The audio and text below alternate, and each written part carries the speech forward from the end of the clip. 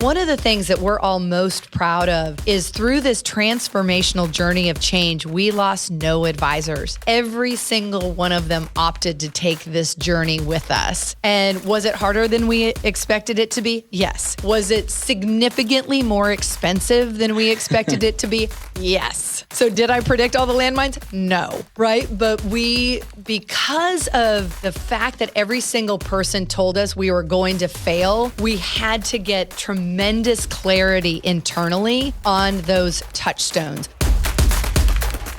Welcome, Model FAs. I am very excited to bring you our guest today, Shannon Spotswood. As a reminder, I'm David DeSalle, president of the Model FA, and Shannon is the president over at RFG Advisory, which has about $2.7 billion on their platform, and they work with independent financial advisors. They're headquartered in Birmingham, Alabama, and have 65 advisors affiliated with them across 23 locations, primarily throughout the Southeast and Midwest. And in Shannon's words, what helps set RFG apart is that they are fiercely committed to serving advisors with a warrior mindset and a servant heart. And I'm excited to unpack that a bit later on in the show as we talk about creating a great culture within an organization. So Shannon, I know that I've personally enjoyed our intro call, getting to know you from afar, some of the banter before we started recording, and I am very excited to have you a part of the show and grateful for your time. So welcome to the show. Thank you so much, David. I'm excited to be here. This is going to be a lot of fun. Awesome. So you have a little bit of I think a lot of bit of a different path to becoming president of RFG. So I know you spent some time, the majority of your time in your career on the institutional side and have had a hand in bringing some fairly well-known, companies public. So I'd love to talk about that. And then you also mentioned that you took a little bit of a pivot, as you put it, into a totally different industry and had some success there. And then you landed back over at RFG and back into the industry. So I'll ask some questions along the way, but I'm going to keep my first question, fairly open-ended. Tell us a little bit about your backstory. Absolutely. And I'm so glad that you brought up the winding path that I've taken because I'm 1 month away from turning 50. So I'm looking at 25 plus years in the industry. And I've been doing, as a result of that, just a lot of reflecting on the path that led me here. And I think it's particularly relevant as we're all navigating this new normal. And I think we've all learned a really valuable lesson this last year that there's no amount of planning. That great quote, everybody has a plan until you get punched in the face. Mm-hmm. Everybody has a plan until you get punched in the face. And what's fun to look back on the winding nature of my career in finance is that I picked up and was really allowed the space to explore and develop skills in each one of the roles that I was given the opportunity to hold. And the culmination of all of those is what has really allowed me this tremendous gift that I've been given, which is a leadership position here at RFG Advisory. So starting out, I'm a little bit of an odd bird and I have 3 teenagers. So I now realize how strange the next statement that I'm going to make is. But I knew at 14 that I wanted to work in finance. I asked my parents for a subscription to the Wall Street Journal. And what it was is I was interested in money. And what money represented to me was independence. So I didn't like asking my dad for money. I didn't like the control that came with someone else having the money.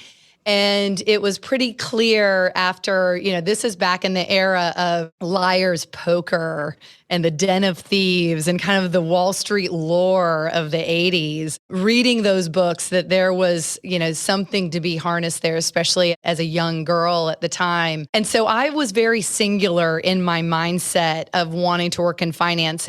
And I think that has that clarity of being like truly called into the industry has really served me well because I didn't ever question what am I trying to do. Like I always had that clarity of thought. So out of the gate, I worked for some advisors in college. Out of the gate, I moved to San Francisco, and that was an unbelievable time in San Francisco. So we're in the early 90s now. I went to work for one of the very first hedge funds in San Francisco. So that in and of itself was still a relatively new, it was a new type of investment vehicle. It was a new type of company, especially being entrepreneurial and catering to smaller foundations and endowments and wealthy individuals. It wasn't just pension funds. It was really the hedge fund world was starting to spread its wings and attract a much broader range of capital. And the gift of that first experience is the lead PM there was a woman. So I had job number one out of college, the mentor that everybody wishes for, and was able to sit on the trade desk and learn from the head trader how to trade. And I worked for her in the afternoon on how to model companies. And that firm hit a 5-year track record, and literally overnight, assets went from sub 100 million to close to $1 billion. And so I got to wear a lot of different hats. And one of the things that I really pride myself on is I am not afraid to jump into the deep end. Like, what is the absolute worst thing that's going to happen?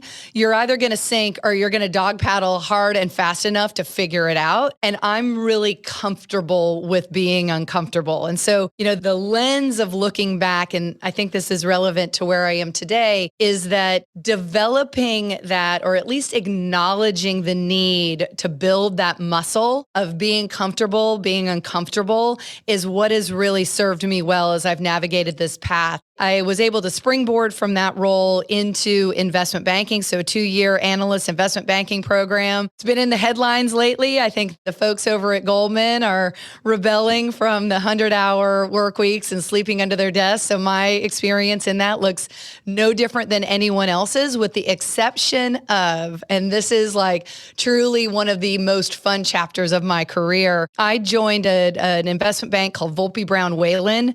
Our logo was a T-Rex with an X through it because we were all about the future.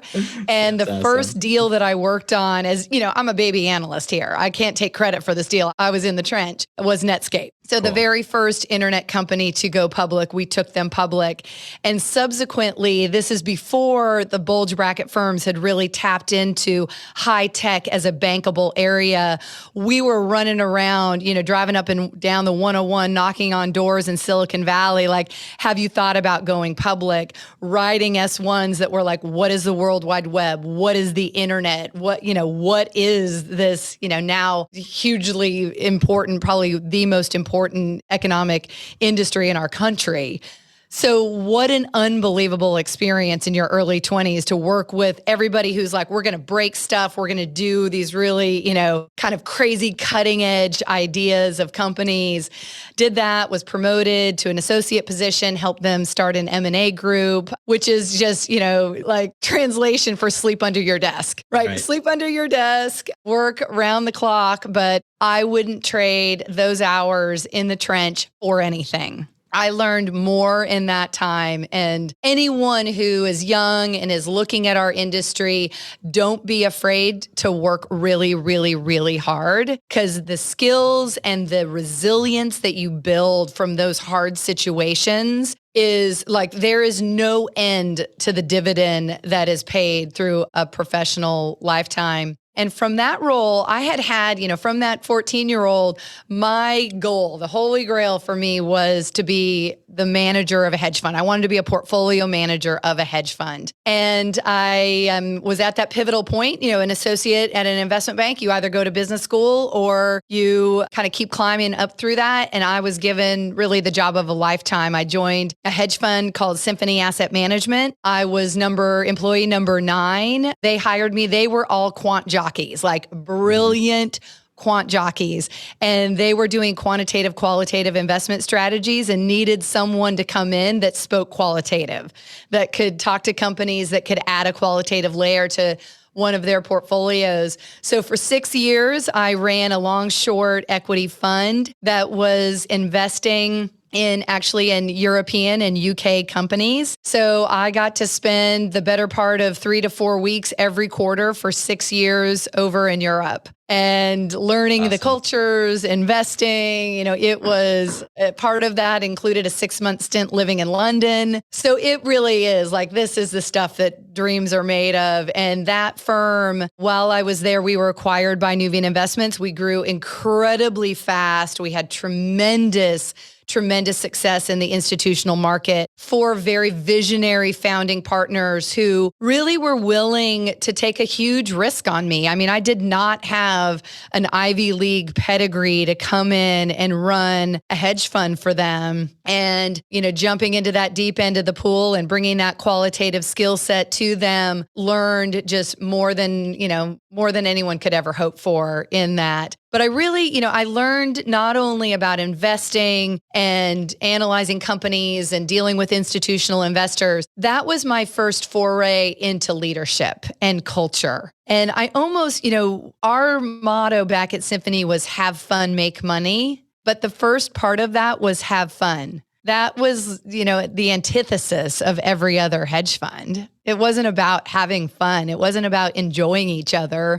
It wasn't about celebrating, our strengths and building this really cool firm. It was about how much alpha are you going to generate? How much money are you going to make me? And as a result, that translates into just a cutthroat, really, I would say the opposite of collaboration and a collegial relation. It's a worldwide wrestling, ring. I mean, it's a Spartan ring, right? You're fighting for alpha. And so it was really a very different place that prided itself on building relationships and developing talent, and gave me a lot of room to run that portfolio. And it cut me off if you want to jump in. Otherwise, I'll kind of keep winding down. Nope. I want you to keep going. Okay. I'm making some mental notes as to some of the lessons that you learned along the way that I certainly want to unpack, but keep going. Okay. Great. So I'm running this fund. I'm getting up, right? We're on the West Coast. I'm getting to the office between 4:30 in the morning. I'm investing in European markets. I am 33 years old and I'm like, oh shit, I forgot to have a baby. And realized, kind of went from I'm never having kids to like, I want to be a mom. My husband and I wanted to have a family. And that does not line up with spending, several weeks a quarter in Europe. And I transitioned. So we'd been acquired by Nuveen Investments. I transitioned into leading a team for them. We incubated some strategies, some long only strategies, using our very innovative way that we were managing money. And I led that team. So I really pivoted really hard internally from being a portfolio manager to leading this team and being a mom. And, as I reflect back on that, in some ways it was incredibly easy and natural. And in some ways it was the shock of a lifetime, because I knew when I walked away from being a PM, I was really closing a door on what had been my greatest love and my greatest dream and really my calling since I was a teenager. And that is we've all had those moments. You're staring at the ceiling like, who am I? What is my identity if I'm not a little bit of a baller, like throwing down, like I run a hedge fund? Right. There's, especially as a woman, that is thankfully becoming more common now. But at the time, it was still very unusual I would be the only one in the room that was actually running a fund. So that was kind of, one in a very long list of hard pivots. So built that business for Nuveen. They're an absolute juggernaut, right? They can distribute product like nobody else. We had a great, sexy story, had tremendous success in doing that. While I was doing that, I went through what I call my reckless procreation years. So when I decided I forgot to have a baby, I realized I didn't want to just have one. I wanted to have 3. And we had 3 children in 3.5 years. So there was pretty much never a time I wasn't pregnant or with a newborn. So my youngest daughter's born. We've gone through the financial crisis. She was born in May of 2008. We're in the teeth of that, right? So we're all, climbing on airplanes, dealing with the fallout of '08. I've got these 3 little babies. We kind of roll through a couple of years of that. And one day I literally could not get on an airplane. I physically, for someone who was just like at one point 100,000 miler on 3 different airlines, I physically could not leave my children. There was something in me where I was like, almost paralyzed at the thought of getting on an airplane. And it was a real wake-up call for me. I was like, okay, these 2 things can't coexist. I can't work for Symphony and now, owned by Nuveen, and we're doing this big initiative with all these long-only strategies and growing out this, we're now on our way to, Symphony is now a $30-40 billion company. Like, these are big dollars and big companies and big responsibilities. And I had started to have a conversation with a woman who became my business partner who had a very small in a garage startup doing a trunk show business around children's clothing. And she had an interesting background. She had moved from New York, from Manhattan to Marin County, where we were now living, but had a background in PR. And her mother had been a fashion designer. So she'd really grown up in PR and fashion. And I saw something in her. I saw something in the brand. And over the course of a year, she asked me 3 times, she was this brilliant creative. And my whole background are numbers and finance. Right. And while I was running the fund, I did a significant amount of investing in retail companies. I've always loved building brands and the notion of creating, at the time, public company value as a result of your brand. So I had a real expertise and a skill set that she couldn't even begin to think about. Like Excel made her head explode, but she could look at a million little fabric samples and design like something beautiful from that. So, I'm a big believer, like the universe sends you signs. If you're looking and paying attention and listening, you will not be guided in the wrong direction. She asked me 3 times, the power of 3, to partner with her. And I walked in one day, and I kid you not, David, like we just launched a closed-end fund. It had gone really, really well. It was in May again. I walked into, the CEO of the firm who he and I had grown up together at Symphony. And I looked at him and I said, so I'm going to quit today and I'm going to go start a luxury children's clothing business out of a garage. And this is such a finance statement. He looks at me and he says, the margins suck in retail. Like I'm pouring out my heart to him. Like I'm going to leave everything that I know. It's like black and white. Yeah. Yeah. I'm going to walk away from this tremendous career, all the upside potential I could ever hope for, in hedge funds at Nuveen. Really, our world is kind of my oyster in finance at this point. I've been with Symphony for 10 years and, the margins suck in retail, but that was it. Like I switched the switch. I went from the tallest building in San Francisco in a large team to a garage with upside down boxes of really 2 product, infant cashmere, which PS, if anyone who has an infant knows, infants don't wear cashmere. So infant cashmere and the Cuban cigar of children's clothing, which is 100% cotton pajamas that aren't flame retardant. So we had 2 products, a trunk show business and a couple stores and an idea of really building this business. And I'm going to pause there because that's a chapter unto itself. So thank you for sharing all that. It's been nice to watch you and of course, listen to you speak because as you're going through your story, you're just glowing on your end and you can tell that you're appreciative and grateful for the journey that brought you up through this point. So I do have a couple follow-up questions. So one would be, I'm also a believer in the saying of you need to be comfortable being uncomfortable. And I think that through a lot of aspects of our lives, whether it's career-oriented, fitness-oriented, relationships, personal goals that we have, oftentimes at the sign of discomfort, we can just kind of like cave and fold and just, go back to where we feel good. So I guess my question around what that means to you is when you're starting to feel like you're uncomfortable, what are you doing to push through that? Are you seeking mentorship? Are you, putting together a plan? Are you just running forward and seeing like what is it that you're actually doing? So for those of the folks who are listening to this who struggle with that, what would be your suggestions that have worked for you? For me, I think there's a two-part answer. The first is like you, David, I am pretty disciplined with my time and with my schedule and very protective of what I need to do for self-care. So I love self-care. yeah. Amen. You've got like the most inspiring Instagram. I'm like, I gotta like level up. That's funny. I need Wagyu steaks and like Sunset Beach Cruise. Okay, so the first is, what is the framework for dealing with being uncomfortable? A long time ago, I adopted this very disciplined notion of self-care and scheduling. And so I have in place a prayer practice. I have in place a meditation practice. I mean, I am very, very protective of my workout time.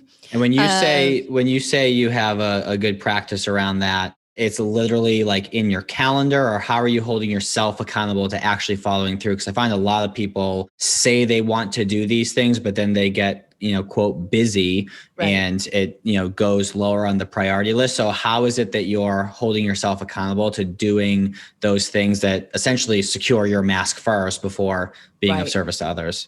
Which I love that analogy. I would have to roll back the clock several years, maybe even more of a decade now of not being protective of that time. So yes, it is in my calendar. I would not stray from this for anything. Like even on those days where you're traveling and you're like, okay, I can't get my workout in at the time that I usually do it. You still have your meditation time. You still have your prayer time. You still have that at the end of the day, like even just some simple yoga stretching and that to just kind of like get your mind and your body in touch with each other. So that discipline, developing that discipline around those key pieces of it are essential because I have a place to go to. I have a place to bring fear. I have a place to bring anxiety. I have a place to really bring that uncertainty and some carved out room to allow it some oxygen so that I don't get paralyzed by it, right? I can bring it to prayer. I can bring it to meditation. I can bring it to my workout. So that's one piece of it.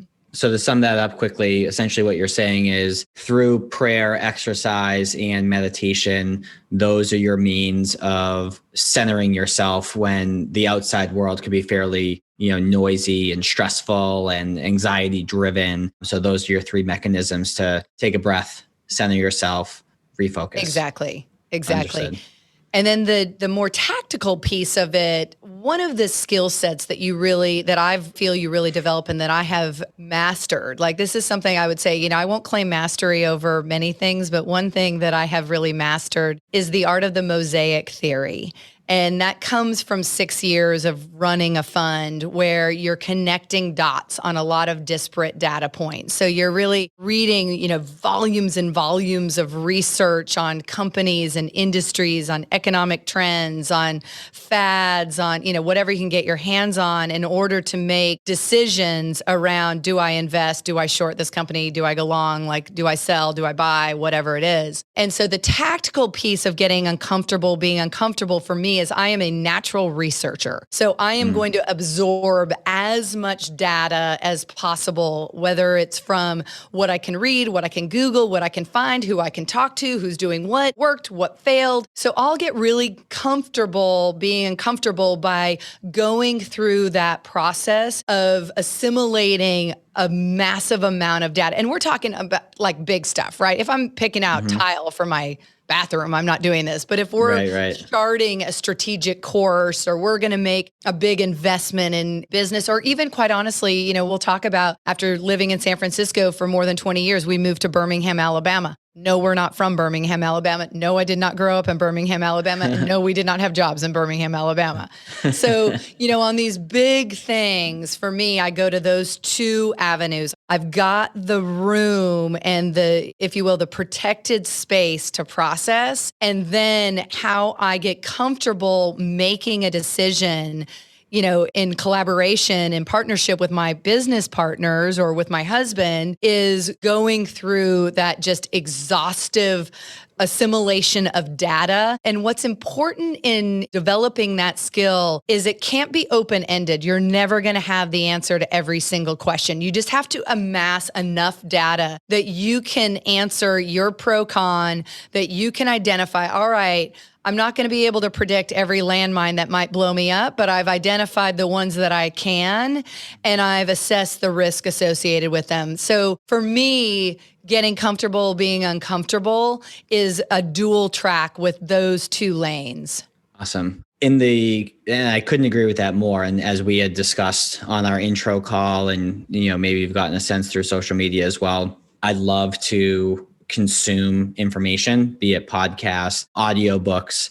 And, last year, read or listened to, I should say, 170 books, a goal of 200 books this year. And I mean this somewhat literally, but also figuratively, because there's a lot more that goes into this. But especially as a consultant, people essentially are paying me and paying us at Model FA for, of course, the experience that we have and the other folks that we work with. But quite frankly, to share the knowledge that we've consumed through all the research, quote unquote, with books that we've been able to do. And what I found is, for me as well, and I'm sure this is similar to you, is it does a good job equipping us with enough knowledge to then increase confidence. And when your confidence is increased, whatever you were fearful of or uncomfortable with initially doesn't seem as big and scary as it did before, because we feel like we have the tools in the tool chest and the newly acquired knowledge to navigate through that with enough knowledge to where, as you mentioned, we know some of the landmines, and of the ones that we don't, we know how to work through landmines in general to where it's no longer scary anymore. So I couldn't agree with you more on that front. The other thing I wanted to hit on as you were going through your story, and I'm glad to see, I still think the industry has a ton of work to do as it relates to, males and females in the industry. Obviously, it's a male dominant industry, but I'm curious to know how much of an impact and what exactly was the impact did it have having a female mentor when you first got in the field?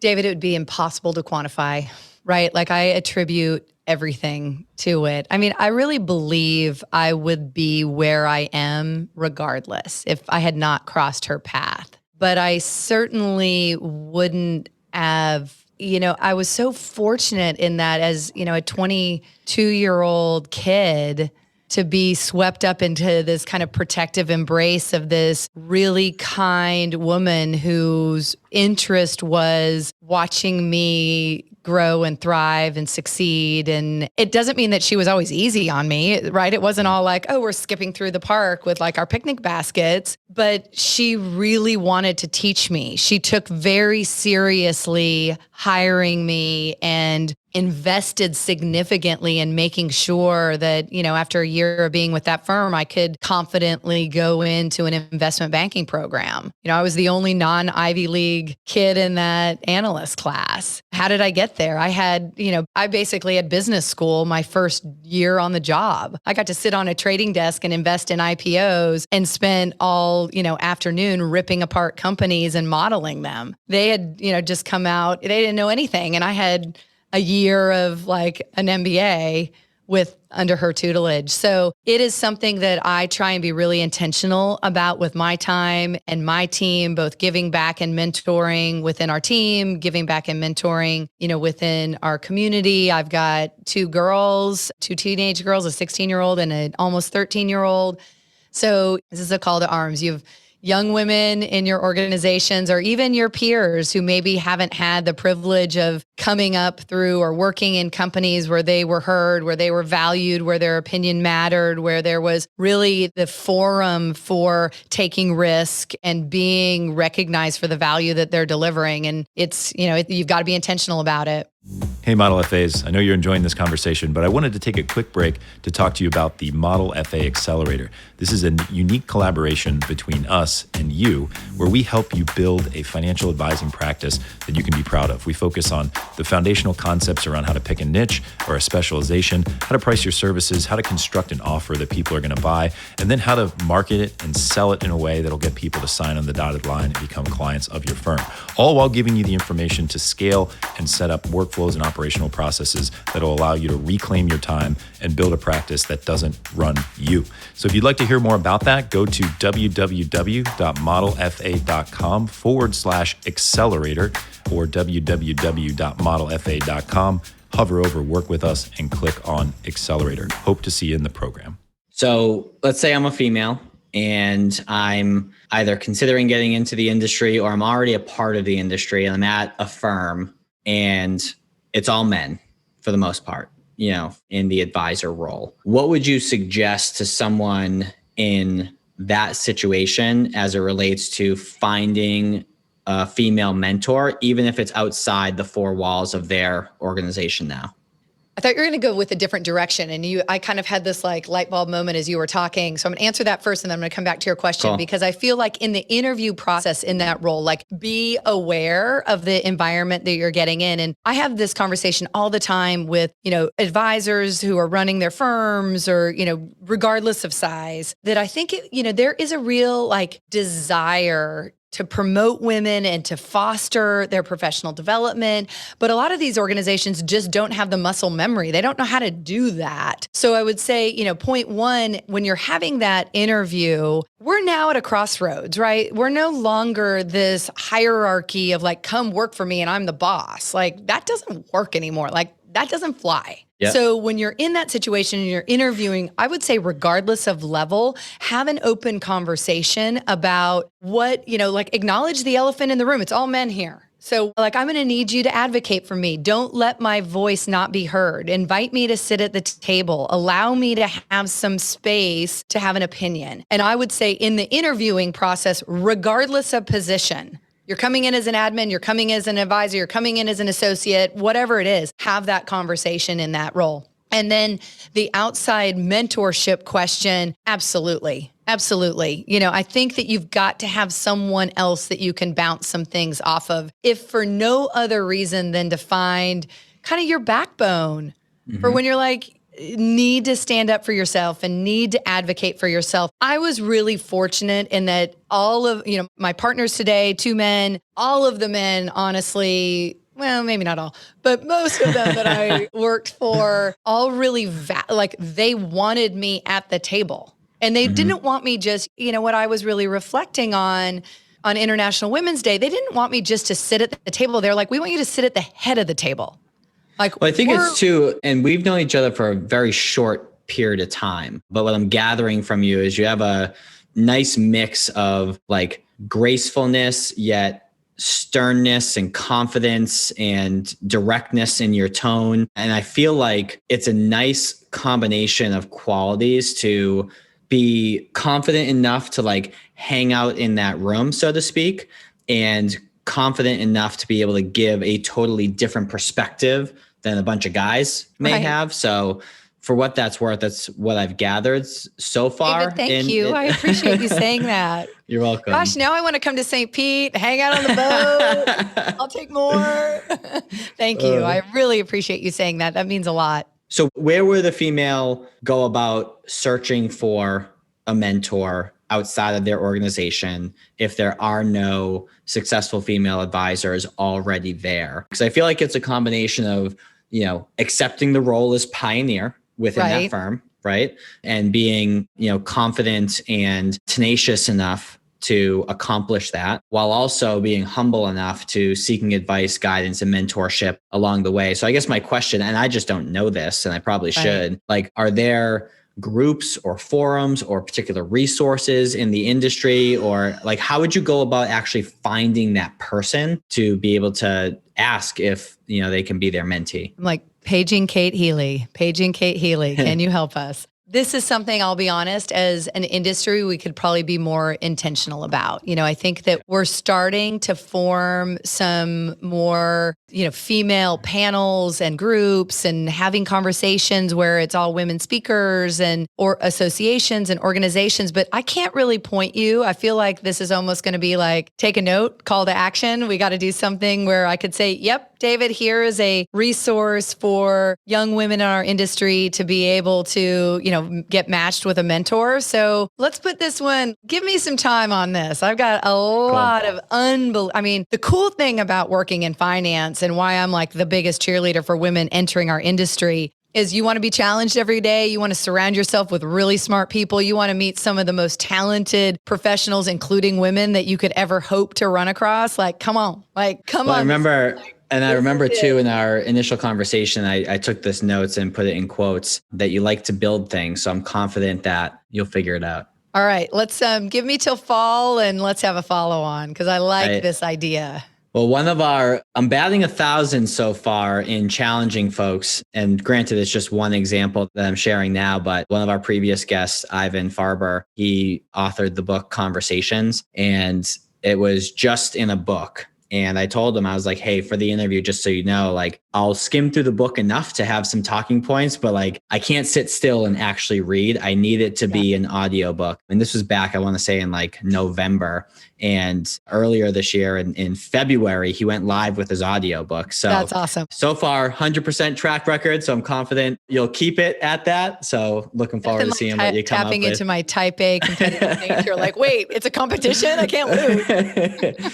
So getting back to a little bit about your story, and I want to pivot over to how to develop a culture. And I got some questions around that. So what you didn't yet get to, and I want to make sure that, there's credit involved here because it's pretty impressive to get to this level. So you had taken the step out of the industry. You went and started the children's clothing company out of the garage, as you mentioned. Fast forward and got up to like over 150 stores that it was available in. So that's no small feat in and of itself. And then you went from there and, you started to have conversations with the folks over at RFG. As you put it, you went on, the back of a napkin of RFG version 2.0. Right. So you're now the president of RFG. You guys have 2.7 billion in assets, 65 advisors. It's not like it's a small firm by any means whatsoever. So that takes a lot of responsibility. It takes a lot of vision.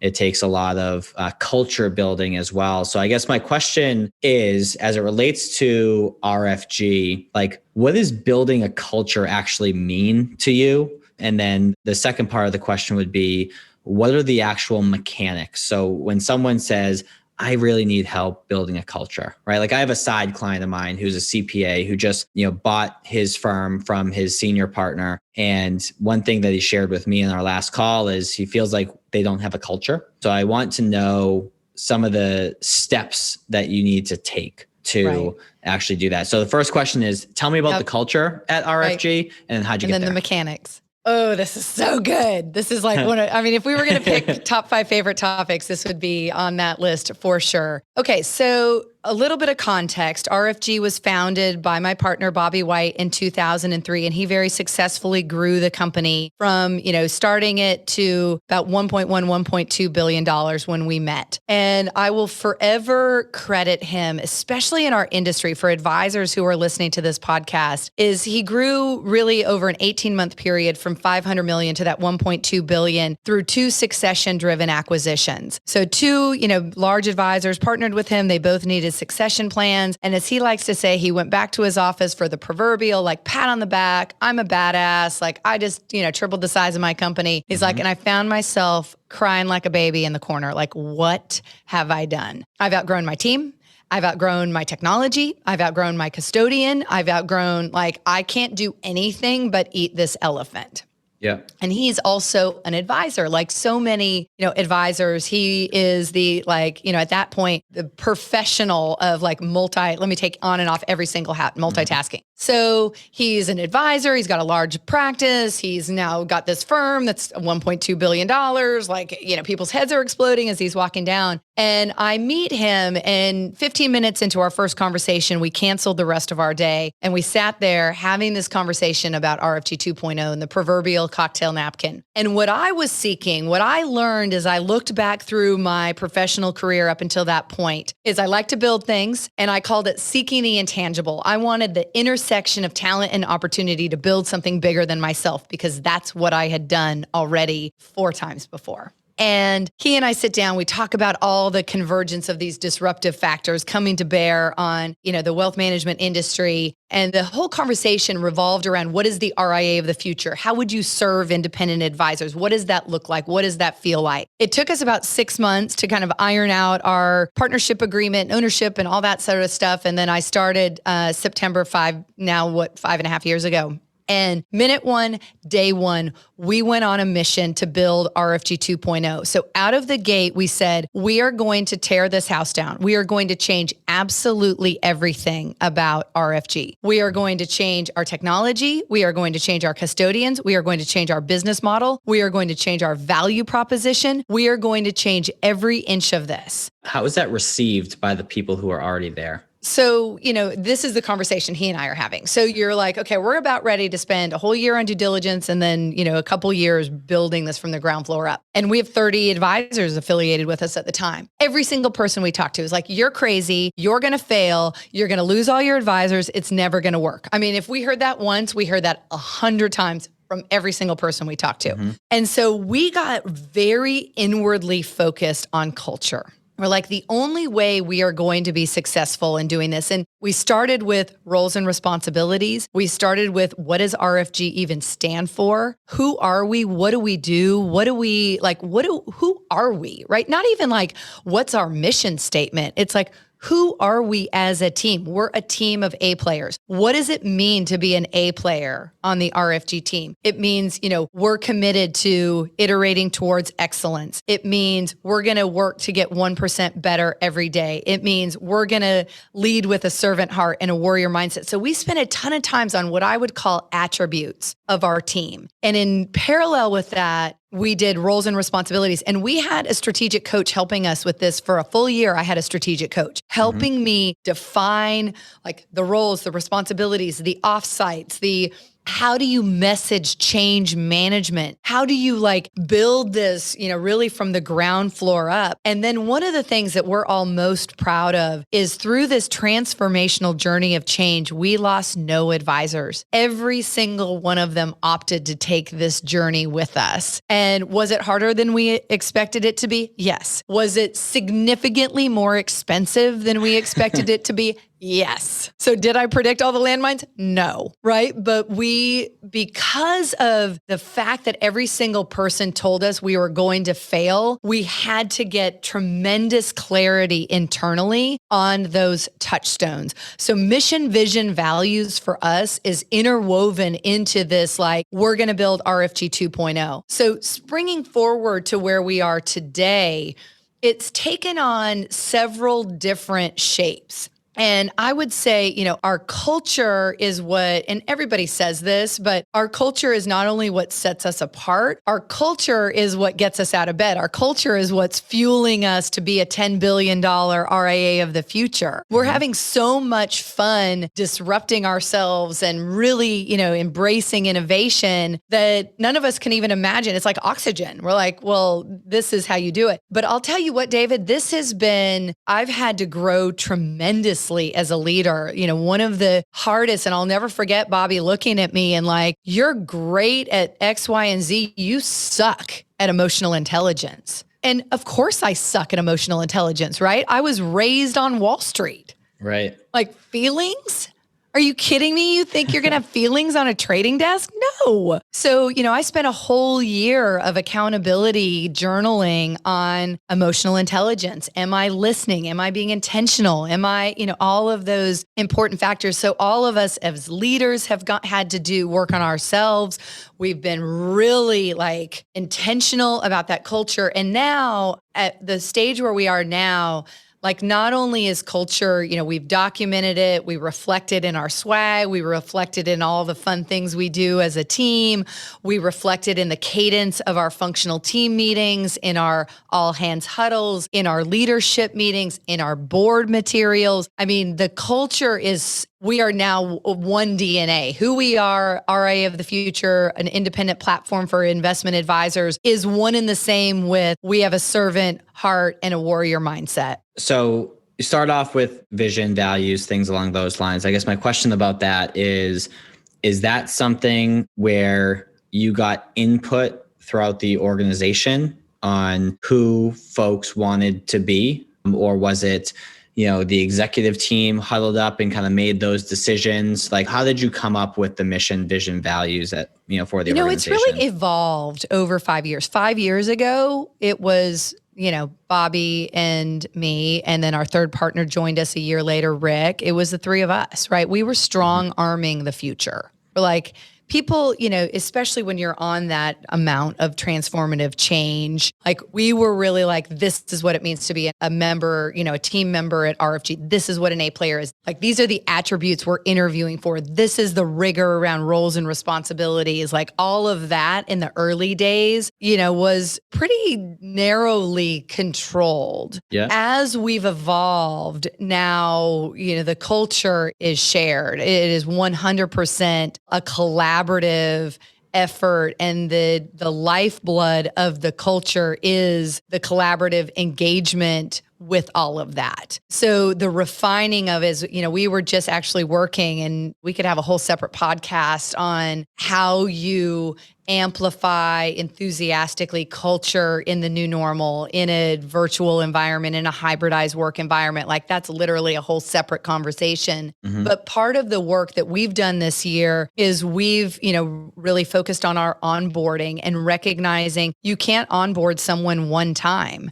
Like we've created a document for team members that are joining us that really define, like, what do we mean when we say get 1% better every day? What does that even mean? What does it mean to say crush everything? Mm-hmm. Like when we're around here, we're like, crush everything. Like, what does that mean for us? Like we've got our own language now. So we have really been intentional in documenting that. We've built a SharePoint site. We are, like I said, we are completely swag crazy. And all of that is designed to just reinforce the mission. And we'll have, when we're working on hard things, our initiative for this year, one of our strategic initiatives is scale up. What do we need to break? What is not scalable? What can't be done at $10 billion that we're doing today? Scale up, and we'll look at each other like, shit, this is going to be hard. That's all right. Crush everything. Like, iterate towards excellence. Like we don't have attachment to like, oh, well, this is how we've always done it. So it seems like the culture that you guys have come up with is something that's reiterated time and time again, especially when there may be some discomfort on the horizon, or, potentially just, with any team, it's natural to have,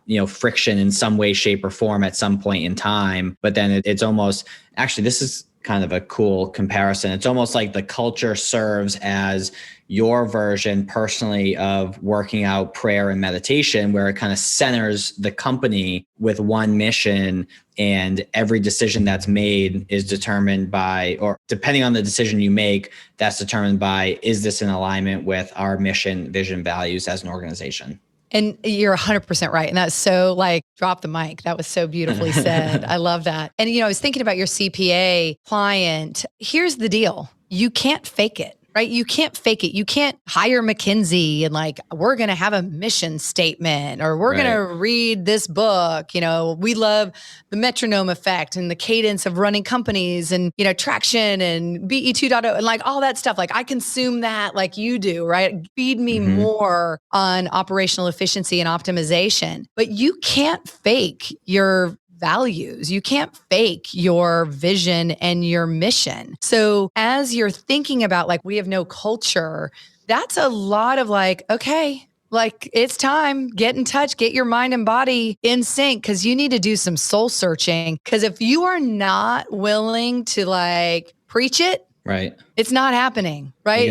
You can smell the fakeness. You can say, I mean, it's got to be like, can I get an amen on this? Like, I could literally talk about, and as I think, honestly, anyone on our team could sit in front of this mic with you and be like, let's talk culture. Let's talk about how it changed our life. Let's talk about how it informs our decision making. Let's talk about how it really guides us in delivery service. Let's talk about how we're going to get to $10 billion amplifying our culture. So you got to be like, that's where you got to be on it. It's not going to be like, hold on, let me get my, PowerPoint presentation out. It's like, what do you really believe? What do you want? And our culture here would make other people like, so uncomfortable. Mm-hmm.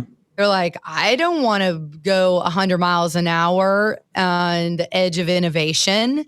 Like, that's not what I'm about. And the beautiful thing about this is because we're so clear in our culture, whether it's like our ability to attract advisors to our platform, like they know exactly what they're getting with us. You want people to select out of your culture. Right. Like, this isn't for me. When we're interviewing for our team, it's very easy for us to be like, you know what? You are not going to like, we're not coloring in the lines here. You are not going to be happy here. So it serves so many masters once you can really have clarity around that, but it's got to come from your heart. So I'm sure it's part of your interview process, but an idea for you in case it's not / maybe a more scalable way to go about it that you just kind of alluded to on your end. You mentioned that, any of your advisors or team members could, sit behind the mic and talk about the culture. So if they're not already woven into the interview process, could be a good idea. I'm sure there are for select individuals, but could also be great video content to have each of them highlight like what the culture means to them in more of a scalable way, whether it be part of the interview process as a follow-up or, having it on your website, social media, of course. So I love that. That's so a great there you idea. go. Write that down. Write that down. Done. So I feel, and I say this wholeheartedly, I feel like we could talk about this for a while. So as you mentioned earlier, coming to St. Pete, you and your husband are welcome to visit so we can actually have more time outside of just a podcast recording. So I do want to pivot slightly over to the most recent book that you read. Yeah. So for everyone listening, if this is your first episode, this is going to be news to you. If it's, you've listened to other episodes before this, you'll know that what I'm really trying to do within our industry is promote learning both in and outside of our industry. There's so many good nuggets through, people's entrepreneurial journeys, through various marketing books, culture books. We've talked a lot about culture today that you can then take and apply it to what you're actually doing. So the purpose of asking all of our guests what book has had an impact on them is to hopefully have you go and grab that book yourself, consume it, and get, similar nuggets that our guests have. So all of the books that are mentioned are in the show notes. So if you're driving right now and can't really go and buy the book, just take a look at the show notes afterwards and you'll see it. So Shannon, one of the books that you had mentioned, which is one of the most recent books that you've read. So I know it's fresh in your mind and hopefully there's some nuggets that you can hit on, but it is, and I may butcher the last name, Jen Sincero, I think is how it's pronounced. I think so too. And the title is You Are a Badass, which I think, you can't judge a book by its cover, but that one sounds interesting.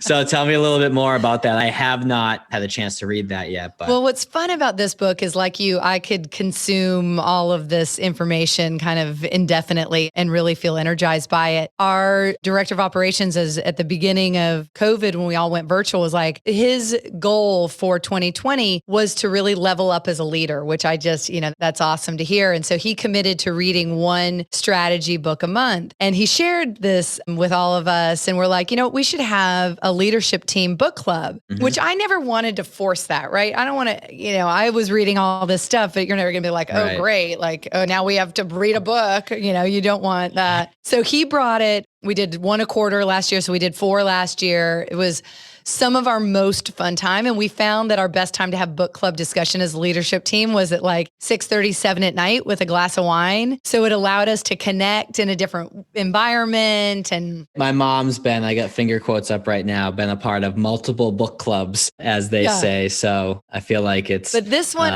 tasting.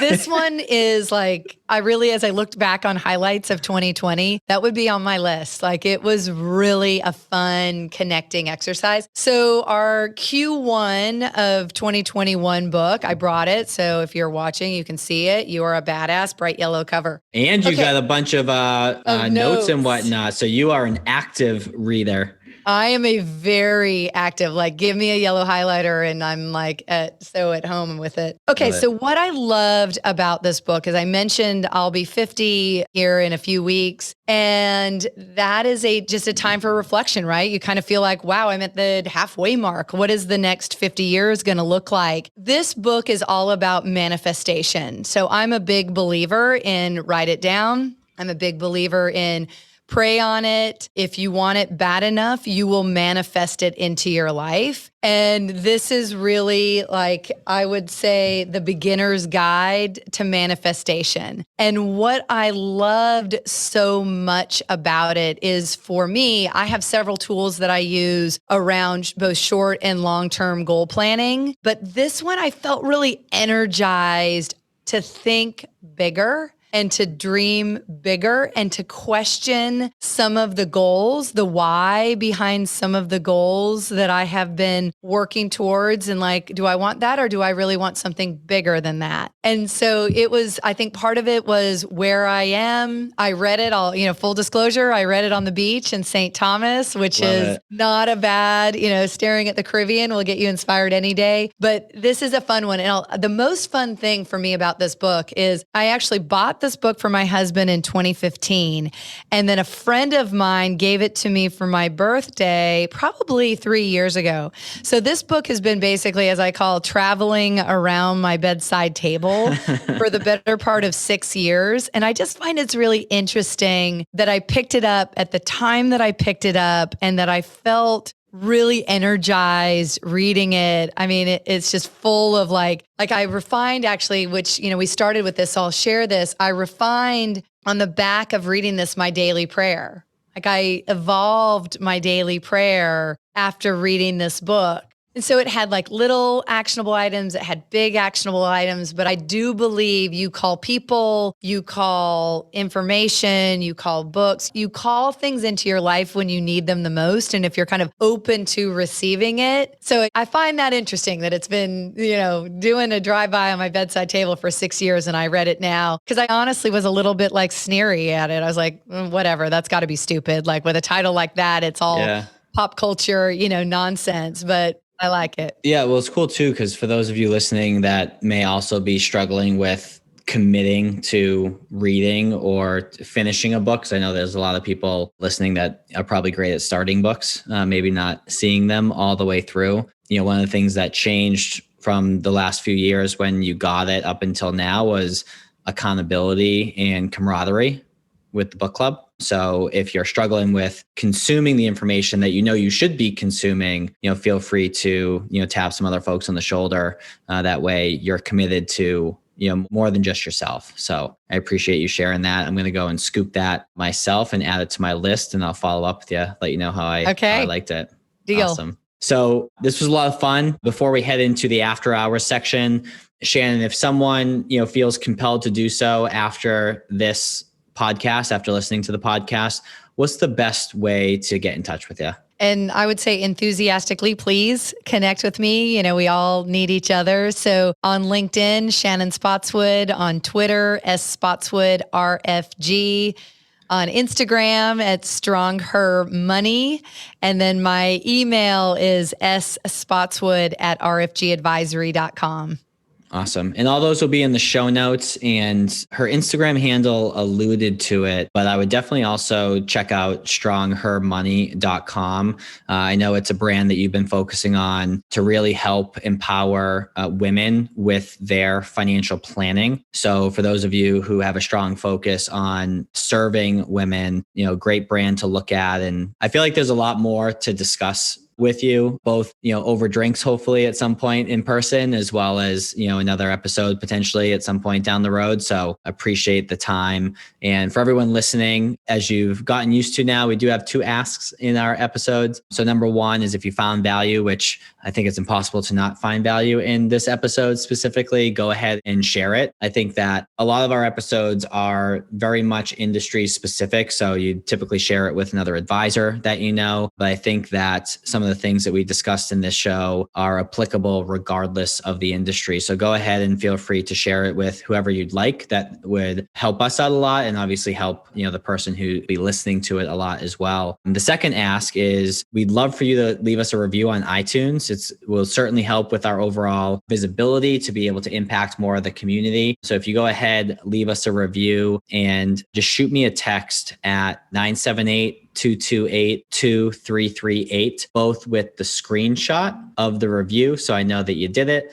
as well as Shannon. Just simply say Shannon so I know what episode it is in reference to. And as a thank you for doing so, we'll go ahead and give you access to the digital portion of our coaching, the accelerator program, and you can learn more about that at modelfa.com. But Shannon, I appreciate the outreach because your team had reached out to us when we had opened it up to guests. So I'm glad that we were connected, grateful that we connected, very grateful for the time. And quite frankly, it's nice to be energized by you and with the passion that you have. So I thank you very much for joining.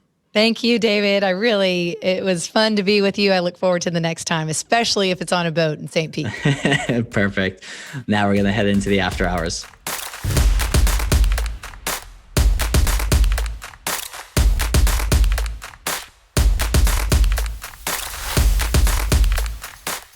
Shannon, that was honestly, from my heart, fantastic. I think that I don't know how much, video and audio that you're doing currently, but I would allocate a substantial amount of your time towards it.